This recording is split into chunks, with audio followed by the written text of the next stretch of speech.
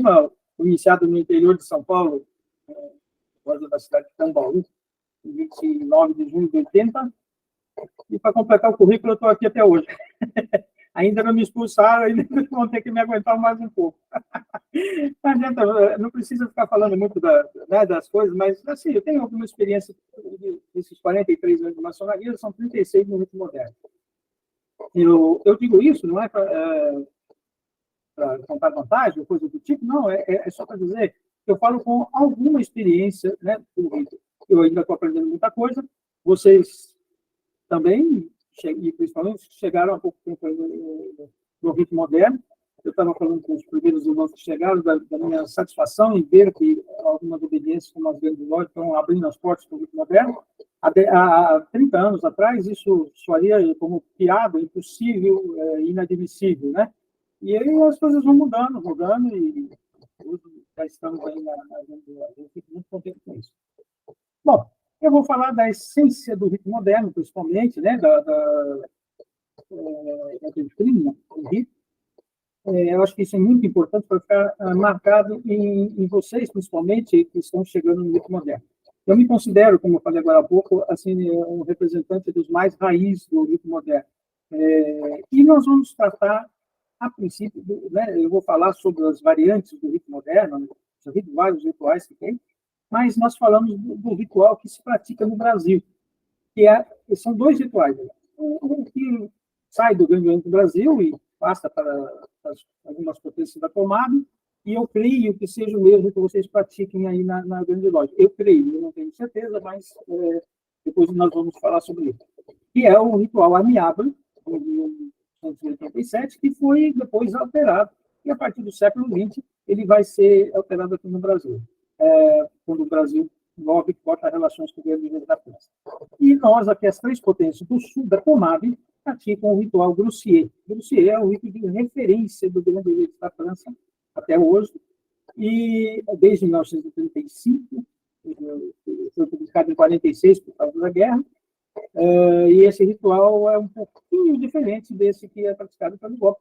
Poucas coisas que eu vou falar durante o meu texto. Eu vou colocar agora se eu consigo colocar, ainda não aparece, né?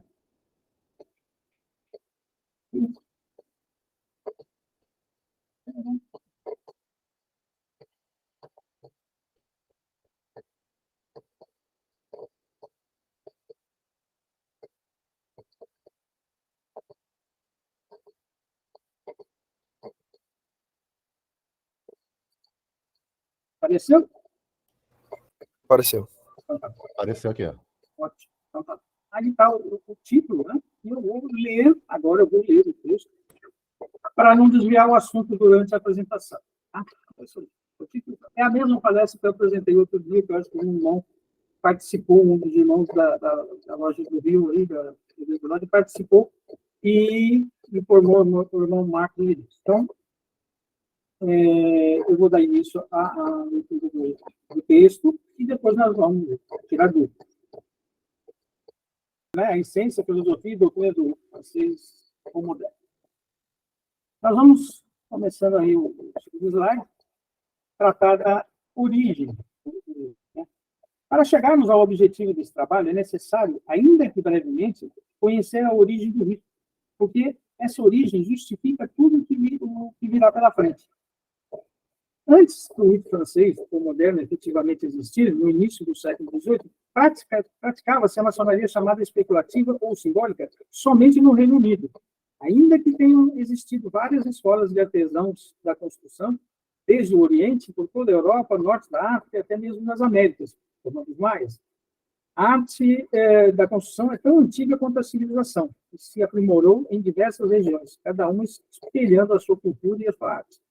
A maçonaria operativa britânica, ao ver a franca decadência da atividade operacional, em vista da modernidade que se apresentava, como o mercantilismo, guerras civis e enfrentamento aos poderes da Igreja e da monarquia, por influências do iluminismo crescente, acabou sem ter esse objetivo, criando a maçonaria que conhecemos hoje. Em seu início, era uma espécie de clube social, onde artesãos e os seus descendentes se reuniam para contar histórias e seus conhecimentos técnicos e assim preservar a arte real, como foi alcunhada por trabalharem para a nobreza e a igreja. No decorrer do final do século XVII, início do XVIII, as lojas londrinas tinham seus quadros muito mais aceitos do que operativos e tinham atraído pessoas do maior gabarito intelectual para essas reuniões em tabernas, e sendo principalmente cientistas, professores, acadêmicos, militares, com outra concepção de momento e de futuro em relação aos velhos artesãos que povoavam as lojas mais antigas da Escócia, da Irlanda e do interior da Inglaterra. Muito bem. Grande loja de Londres. Então, as 4 das principais lojas da metrópole se reuniram e decidiram pela formação de uma grande loja. Ela se reuniria apenas durante os solstícios e teria uma constituição que daria um ordenamento, um padrão, né, um sistema de trabalho em loja, dando um rumo à doutrina que não era escrita, mas apenas comunicada às lojas. Daí suas reuniões se chamarem até hoje de assembleias de comunicação. Assim se organizou a grande loja em junho de 1717, foi fundada, e em seguida foi proposta uma Constituição, a compilação dos antigos costumes, as Old Charts. O primeiro livro de landmarks, reconhecidos até pela Grande Loja dos Livros da Inglaterra, como o livro das leis maçônicas, até hoje, onde se expõe as condições básicas de deveres e direitos para ser um construtor social, que foram as chamadas Constituições de Anderson, porque esse pastor presbiteriano foi quem as compilou dos antigos estatutos das guildas, né, ou companhias de pedreiros, publicadas em 1723, e o trabalho foi feito junto com Jean Théophile Desaguiers, que se tornaria depois o segundo grão-mestre. A partir, então, do solstício de verão de 1717, está fundada a Premier Grand Lodge of London and Westminster, tendo como primeiro grão-mestre Anthony Sayer. As lojas praticavam a maçonaria simplesmente, não se chamava rito ou ritual. Se reuniam em alojamento, que deu origem à palavra loja, né? Geralmente em reuniões mensais ou bimestrais, pouco se fazia em termos do que hoje chamamos de ritualística. A recepção era muito simples, onde o entrance, que chamamos hoje de neófito, ouvia um jurava a fidelidade às leis da instituição, aquelas constituições, né? E na próxima reunião seria considerado companheiro, ou seja, um maçom. Um desses companheiros, o mais antigo, era eleito mestre da obra ou dos trabalhos, geralmente um cargo vitalício. É importante saber que nem todas as lojas aderiram a essa primeira grande loja, porque não aceitavam as mudanças orientadas por ela, simplificando os trabalhos e retirando preces, cânticos, que os irlandeses e escoceses, principalmente, mantinham em seus trabalhos, né? Com presença, inclusive, do livro das Sagradas Escrituras, tal qual se utilizavam os operativos. Os operativos lá, 500 anos antes dessa grande loja, faziam, né? Na hora de trabalhar na pedra propriamente dita.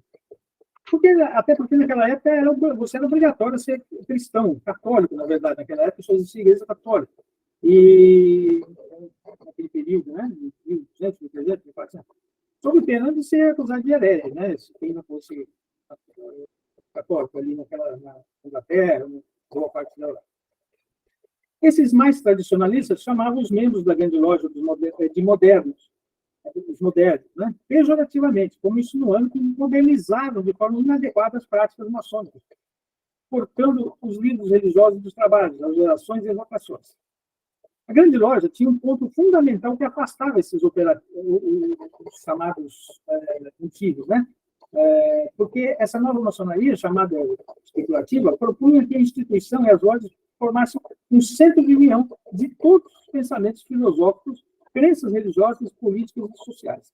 O objetivo era o bem-estar da humanidade, a construção social baseada na fraternidade, na solidariedade e na liberdade.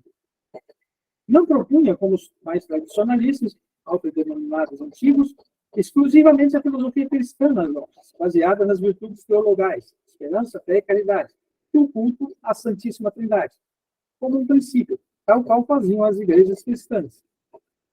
Isso pertenceria às igrejas e credos, não àquela instituição recém-nascida. Os antigos, somente em 1751, conseguem fundar uma grande loja, também em Londres, e defendia esses valores cristãos que os operativos praticavam. Em 1813, as duas grandes lojas se unem e formam a Grande Loja Unida da Inglaterra, trabalho realizado pela loja Reconciliação, conseguida pelos irmãos príncipes, Duque de Sussex, pelos modernos, e o Duque de Kent, que eram os respectivos grão-mestres, né, das duas grandes lojas, dos modernos e dos antigos. Esse último, o Duque de Kent, representando os antigos, tornou-se o primeiro grão-mestre da nova grande ordem de Inglaterra. Tudo bem. Na França, a maçonaria que chegou na França foi principalmente a dos modernos, pelos membros da corte dos Stuarts, maçons londrinos, e as suas primeiras lojas eram militares, por volta de 1725. Em 1728, formou-se uma grande loja da França, que foi dominada por 10 anos pelos britânicos. E somente o quarto grão-mestre era francês, em 1738, 10 anos depois. A partir daí, se consolida a grande loja da França como potência francesa mesmo, né? Que os primeiros 10 anos se pode considerar que era uma filial da grande loja de Londres. E vai trabalhar sob a influência de pensadores, filósofos, místicos, esotéricos, vindos de toda a parte do mundo para Paris. E Paris era a capital cultural do mundo, né? O que hoje é Nova York para nós, né? Londres, era Paris. Paris era a capital do mundo. E assim começavam a proliferar sistemas diferentes de trabalho nas lojas, com criação sem fim de graus e comendas, ritos, etc. O Grande Oriente da França foi fundado, ou melhor, sucedeu a essa grande loja da França em 1773, justamente por ter uma estrutura diferente das duas grandes lojas inglesas. Na época tinha as duas, 1773. De Londres, as duas em Londres, né, as antigas e as modernas, aceitando vários tipos de ritos e graus, e fez uma reforma estrutural que colocava a ordem no caos reinante em termos de sistemas, né, e graus maçônicos, etc. Em 1786, logo depois, Luís Filipe Orleans, grão-mestre do Grande Oriente, recebe os resultados do trabalho de uma comissão de estudos formada 3 anos antes e compila os 81 graus praticados sob a égide da potência e os transforma em 4 ordens de sabedoria, com os graus, né, 4 a 7. A partir da reforma de 1786, comandada por Routier de Montalot, as lojas trabalham nos 3 graus simbólicos apenas, como faziam os britânicos. Assim nasceu um novo sistema, francês, aos moldes dos modernos de Londres, como um sistema de referência dessa potência francesa. Esse foi, então, o embrião do rito francês moderno, né, para entender a origem, como é que nasce o rito francês moderno, como se vê mais ou menos hoje. Ele se transforma também no primeiro ritual impresso por uma obediência, publicado em 1801, chamado o Regulador do Maçom, ao qual a maioria absoluta das lojas adere. Assim nasceu o rito francês dito dos modernos, que vai sofrer alterações rituais depois de alguns anos de uso, com pequenas reformas, como em 1858, de Mirat, se escreve Murat, quando vocês verem escrito, é um Mirat. Mas o Grande Oriente da França procederá a uma importante mudança de rumos e no ritual de referência, né, nesse regulador, em 1877, quando o pastor Frederic Desmond comanda uma comissão que pede a exclusão dos rituais da obrigatoriedade da crença em Deus e na imortalidade da alma.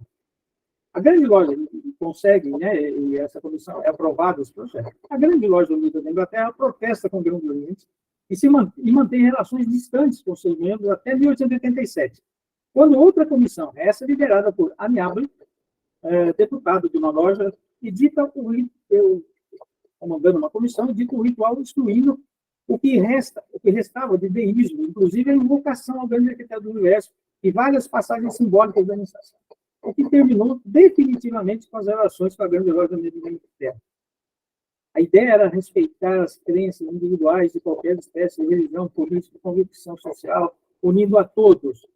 A maçonaria não seria, de fato, religião ou depositário de ideologias ou teorias sociais. E de introdução da Constituição do Grande Oriente da França.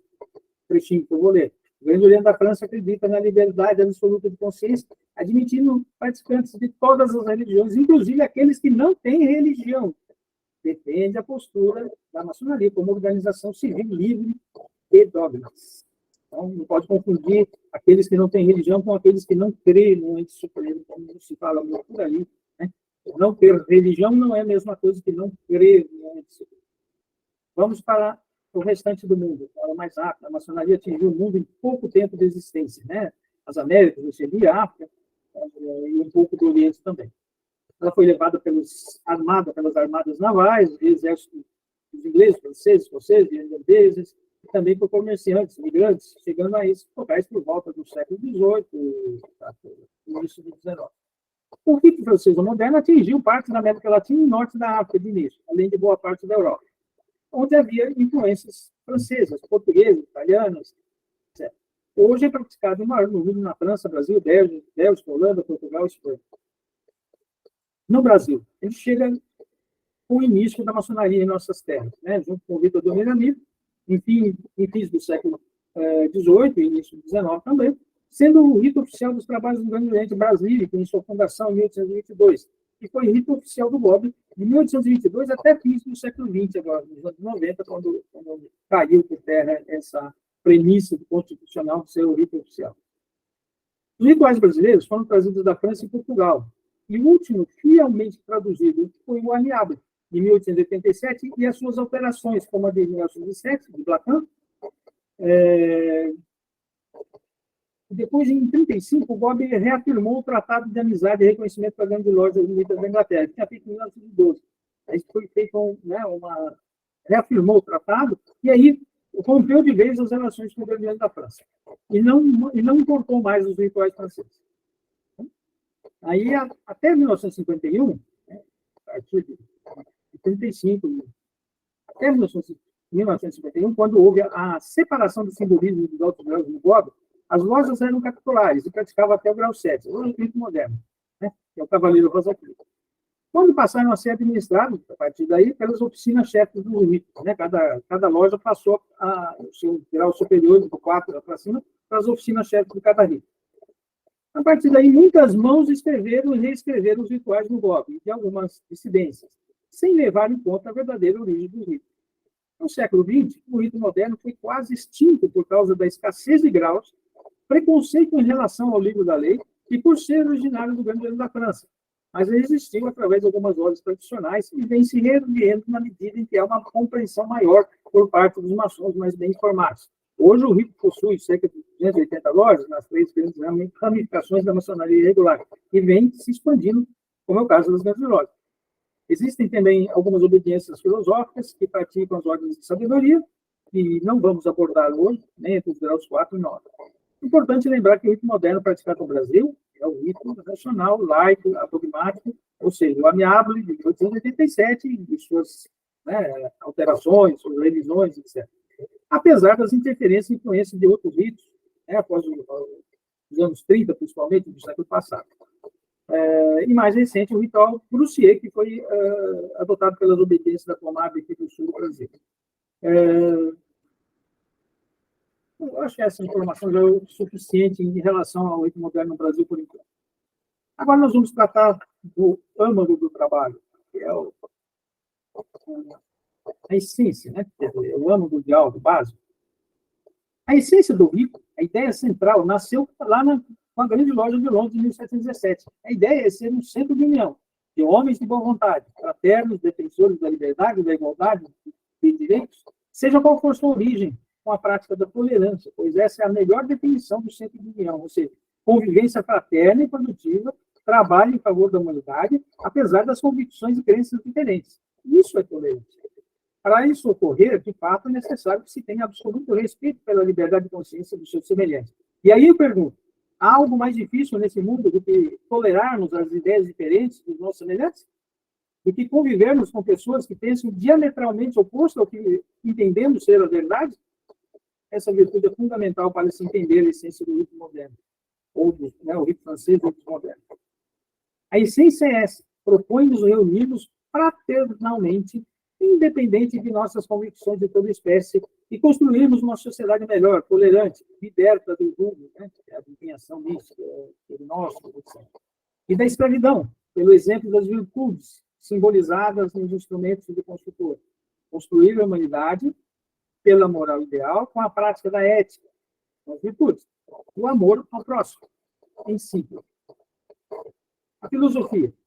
A filosofia que embala o rito francês, moderno, é fruto da inspiração dos fundadores da Grande Loja do Mundo, cujos membros, e junto com seus discípulos de várias escolas iluministas, membros da Royal Society e outros intelectuais, como já foi mencionado, trouxeram a ideia de que a maçonaria teria uma finalidade importante na sociedade, já que fora criada não como uma instituição sagrada ou carismática, como era vista pelos antigos, e como é vista hoje por muitos seguidores, como ditos, derivados da maçonaria escocesa, em busca das virtudes teologais como princípio fundamental.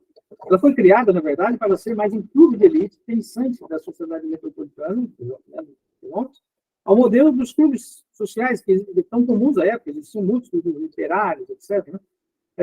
Só que com uma grande finalidade de atuar intelectual e socialmente na comunidade, a bem da humanidade, que já eram princípios dos iluministas.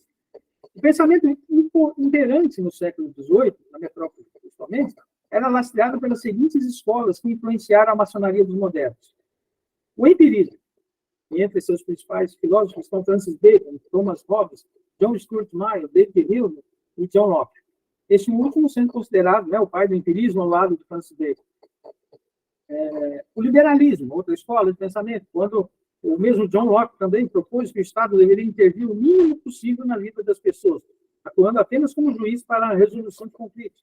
Assim nasceu a ideia de que todos os indivíduos são iguais perante as leis, sem privilégios, como os atribuídos anteriormente à nobreza, né, o princípio da igualdade. Indo de encontro à ideia dos monarquistas, adeptos do autoritarismo e das diferenças entre classes sociais, tão comum à época.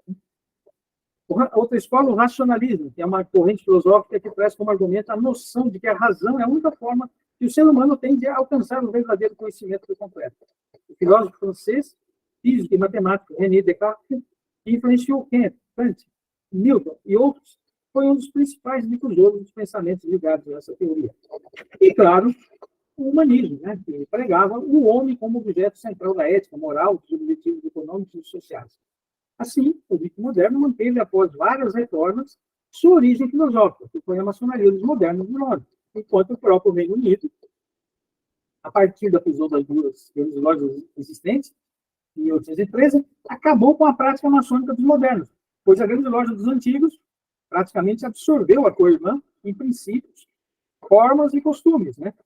Restando muito pouco das suas práticas naquela nova grande loja, enquanto na França sobreviveu e se desenvolveu com outras influências, aí passando a outros continentes, inclusive, né? Em 1887, o ritual amiável marcou uma volta aos princípios iniciais da grande loja de 1717, que foi abolido pela grande loja, né, unida da Inglaterra. Nunca aceitaram aquele formato de maçonaria da grande loja de Londres. Eles comemoram os 300 anos a partir da fundação da grande loja de Londres, mas renegam a sua filosofia, os seus princípios e a sua atividade maçônica até ele só conta praticamente a partir de 1803.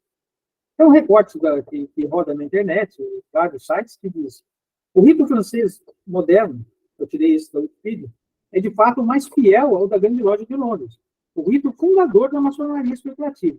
Em particular, perpetua seus aspectos fundamentais. Esse rito, em 7 graus, foi estabelecido e desenvolvido pela Câmara de Graus do Grande Grande da França, em 1983, né, 86. Então, definitivamente reconhecido em 1786 como o rito fundador da obediência. É o rito do regulador da maçonaria de 1801, versão impressa da codificação estabelecida lá naquela comissão que terminou seus trabalhos em 1786. Muito bem. Aqui está dito aí sobre a filosofia, a essência e a filosofia do rito. Rapidamente vamos falar sobre a doutrina, né, que é um conjunto coerente de ideias fundamentais, né, a serem transmitidas, ensinadas, o conjunto de ideias básicas contidas no sistema filosófico do Isso traz uma certa similaridade entre os tópicos, mas para ficar claro, né, cada ponto desse, então eu separei. Mas se você vê, a doutrina, a organização das ideias, a razão da existência do rito se confunde com a essência na prática. Ela é resultado dos seus fundamentos, de passar à sociedade, por exemplo, por ações, as ideias de liberdade, de direito ao livre pensamento para todos, igualmente, assim como da expressão, da independência do Estado para a sua sobrevivência, ou seja, sem servilismo ao autoritarismo, servindo esse Estado somente às necessidades fundamentais do coletivo, e a convivência fraterna entre os povos, independentemente de suas crenças religiosas, opiniões políticas e de tudo que fora do campo científico ou racional. Essa doutrina se aplica na interpretação do símbolo, ou seja, pela razão, com os subsídios das artes e da ciência. O rito francês moderno tem uma interpretação com base nessa doutrina e filosofia, onde o homem, o ser humano, é o centro das ações, da expressão cultural, histórica, filosófica de seu trabalho, seguindo ali a linha antropocentrista, deixando as crenças para o plano individual de cada um. A verdade deve ser expressamente buscada pela ciência e pela razão, e não por verdades pré-estabelecidas de forma imperativa, ou seja, por dogmas impostos por autoridades políticas ou religiosas, em relação ao que chamamos de mistérios da vida. Daí o rito, e não seus adeptos, necessariamente, se afastaram da religiosidade, do esoterismo, do misticismo ou elucubrações sobre o desconhecido. Cada um é dono do seu pensamento. O que nos une é a lei moral, estabelecida pelo homem, o direito e suas normas, usos e costumes. A moral, por nós estabelecida, é a prática das virtudes, da ética. A maçonaria ou outra instituição humana não tem ninguém competente em seus quadros para determinar o que é verdade ou não, se não for pela ciência e pela razão. Muito bem. Agora nós vamos à parte mais prática. As variações do rito francês moderno. Hoje existem algumas variações do rito nos 5 continentes. Como o rito francês dos modernos, ou restaurado, é o mesmo sistema da fundação da maçonaria organizada na Inglaterra, denunciado por Pritchard em Maçonaria Dissecada, em 1730, que foi praticado até 1786, na França, fiel aos costumes dos modernos de 1717. É que se praticava aquele ritual simples, como falei lá no começo. O Pritchard escreveu esse livro, Maçonaria Dissecada, em 1730, entregando tudo. Aí houve aquelas mudanças, os modernos mudaram as colunas, etc. Mudaram as palavras, enfim, fez algumas mudanças para que profanos não se utilizassem desse segredo revelado. Né? Então, aí chega em 1786, e se houve, por causa daquele acúmulo de ritos, de tiros, de graus, se organizou um rito padrão na França, né? Conhecido como sistema francês, futuramente rito francês. Mas existe também o rito francês belga, o rito de tradição, que foi um rito alterado, né? Pegaram o rito francês e alteraram na Bélgica de acordo com os seus costumes. O rito francês tradicional é o regulador do maçom, trazido de volta por René Guy nos anos 1960, uma versão do regulador, uma versão do regulador do de 1901, com algumas mexidinhas. E existe o rito francês de referência, conhecido hoje como ritual Brussier, de 1935, quando se decidiu por esse ritual, mas ele só foi publicado depois da guerra, em 1946. Republicado em 1955, com algumas alterações. E depois, 79, que é a versão adotada aqui pelo Grande Direito de Santa Catarina, e depois 2012, que é a versão adotada pelo Grande Direito do Paraná e do Grande Direito do Rio Grande do Sul. E depois teve uma outra em 2018, que ainda nenhuma obediência brasileira que eu saiba esteja usando.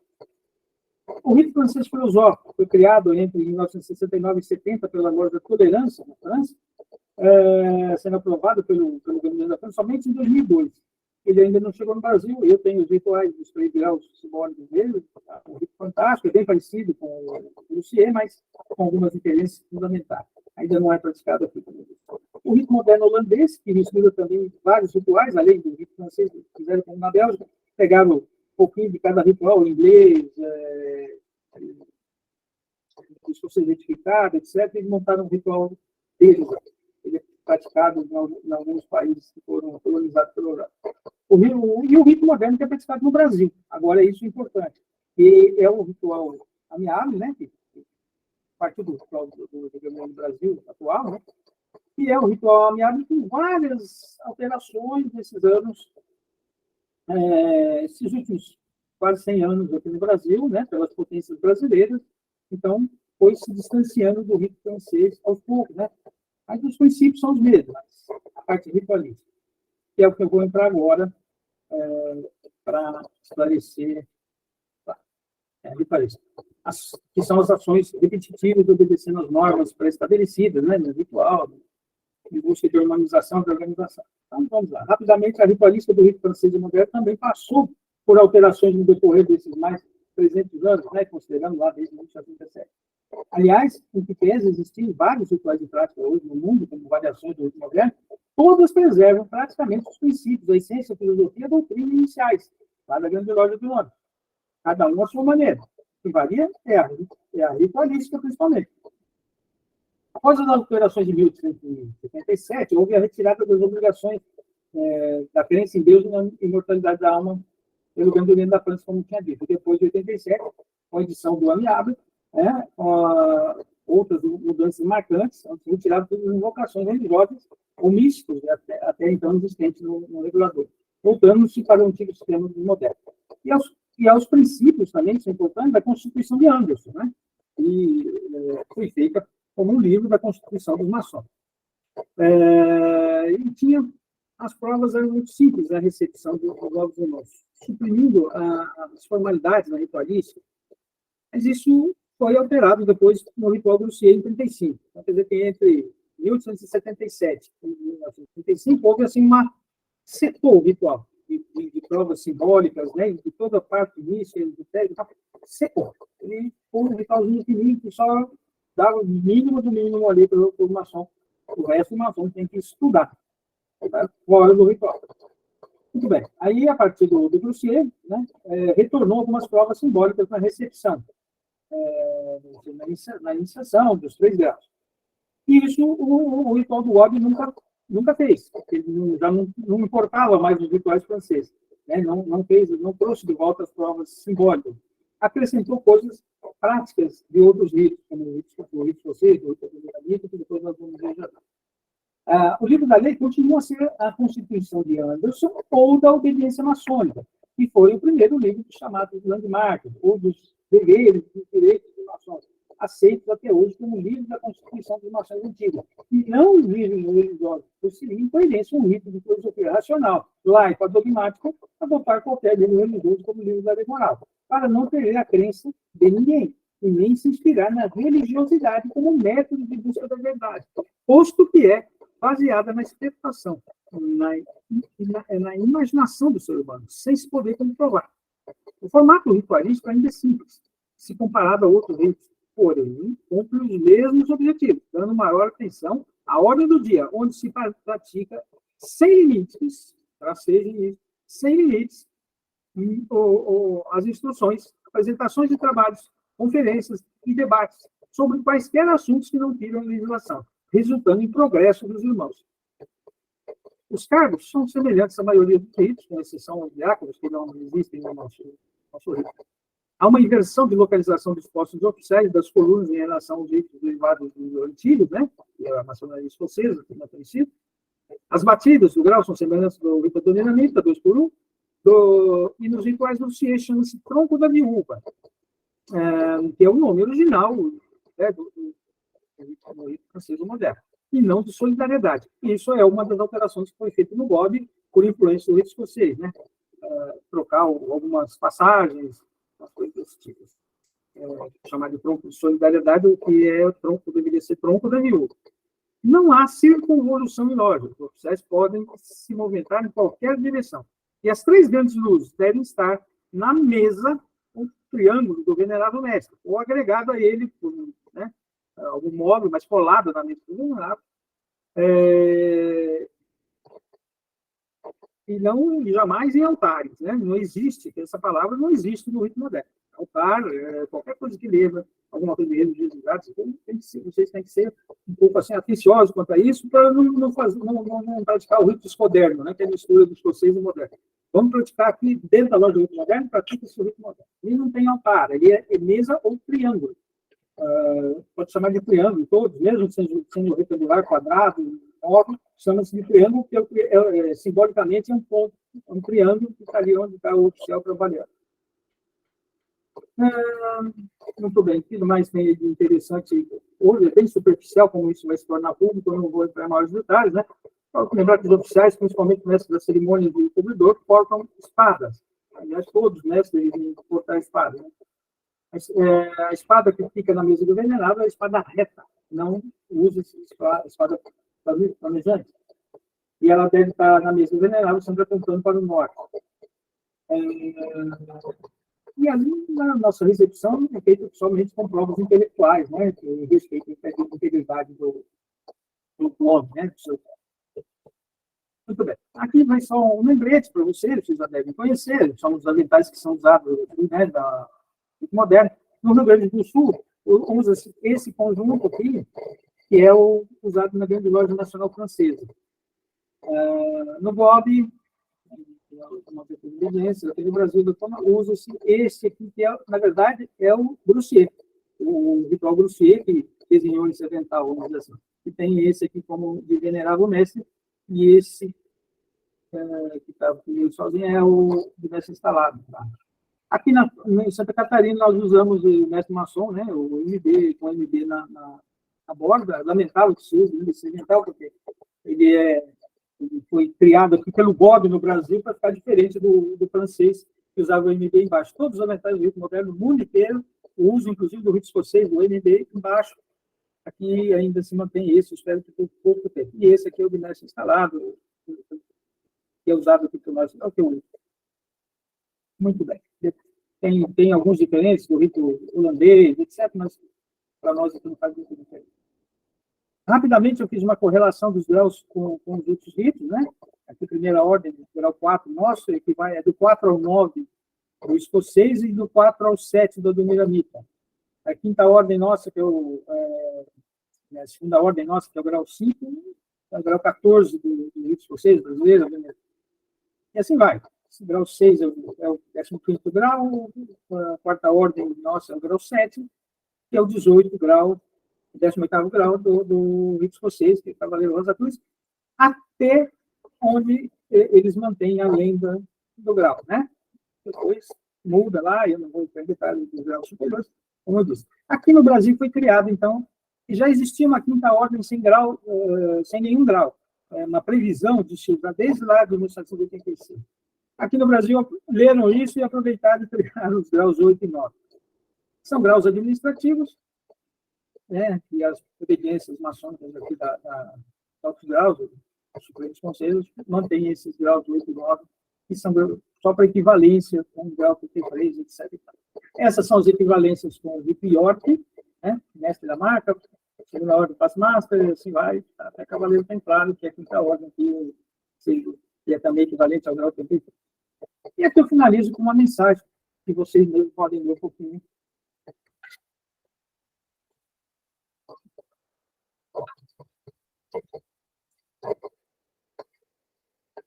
E dou por encerrado esse primeiro bate-papo nosso. Espero que um dia continue.